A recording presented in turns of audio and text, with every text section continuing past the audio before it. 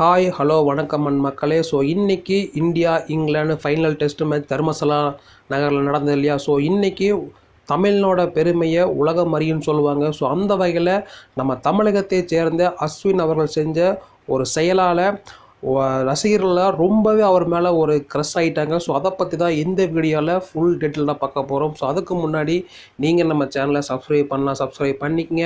அப்போ தான் நாம் போடக்கூடிய ஒவ்வொரு கிரிக்கெட் சம்மந்தப்பட்ட செய்திகளும் வந்துகிட்டே இருக்கும். ஸோ வாங்க பார்க்கலாம். இந்தியா மற்றும் இங்கிலாந்து கிரிக்கெட் அணிகள் மோதிய கடைசி போட்டி மார்ச் 7ஆம் தேதி தர்மசாலா நகரில் துவங்கியது. அதில் ஆறுதல் வெற்றி பெறும் முனைப்புடன் டாஸ் வென்ற இங்கிலாந்து முதலில் பேட்டிங் செய்வதாக அறிவித்தது. இந்திய அணியில் நட்சத்திர வீரர் ரவிச்சந்திரன் அஸ்வின் தன்னுடைய 100வது டெஸ்ட் போட்டியில் களமிறங்கி சாதனை படைத்தார். அதைத் தொடர்ந்து களமிறங்கிய இங்கிலாந்து அணி மீண்டும் தடுமாற்றமான ஆட்டத்தை வெளிப்படுத்தி முதல் இன்னிங்ஸில் 218 ரன்கள் மட்டுமே எடுத்தது.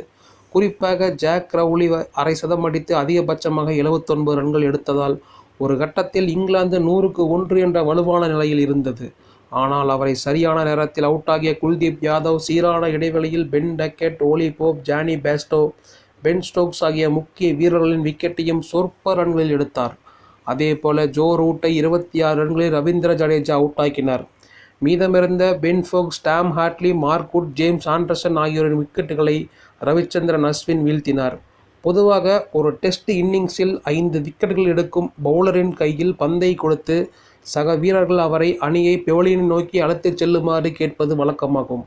அந்த வகையில் இந்த போட்டியில் 5 விக்கெட்டுகளை எடுத்த குல்தீப் யாதவ் அணியை முன்னோக்கி வழிநடத்துவதற்காக பந்தை கையில் வாங்கினார்.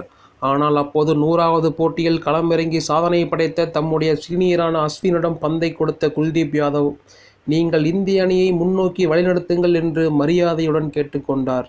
இருப்பினும் அதை ஏற்காத அஸ்வின், நீங்கள்தான் அதற்கு தகுதியானவர் என்று பந்தை குல்தீப் கையில் தூக்கி போட்டார். அதை வாங்கிய குல்தீப் மீண்டும் பந்தை அவரிடமே தூக்கி போட்டபோது குறுக்கே வந்த சிராஜ் பிடித்தார். அதன் பின் நீங்கள் 100வது போட்டியில் முன்னோக்கி செல்லுங்கள் என்று அஸ்வின் கையில் சிராஜ் பந்தை கொடுத்தார்.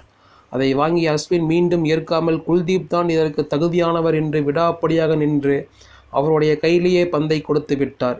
இறுதியில் சீனியரின் பேச்சை கேட்டு பந்தை கையில் வாங்கிய குல்தீப் இந்திய அணியை ரசிகர்களின் பாராட்டுக்கள் மத்தியில் முன்னோக்கி அழைத்துச் சென்றார். அவரை முன்னே விட்டு பின்னேல் நடந்து வந்து அஸ்வின் கைதட்டி பாராட்டி ஜாம்பவானுக்கு அடையாளமாக செயல்பட்டார். அதை பார்க்கும் ரசிகர்கள் நெகிழ்ச்சி அடைந்த இதுதான் பொறாமையே இல்லாத மனசு என அஸ்வின் மற்றும் குல்தீப்பை பாராட்டி வருகிறார்கள்.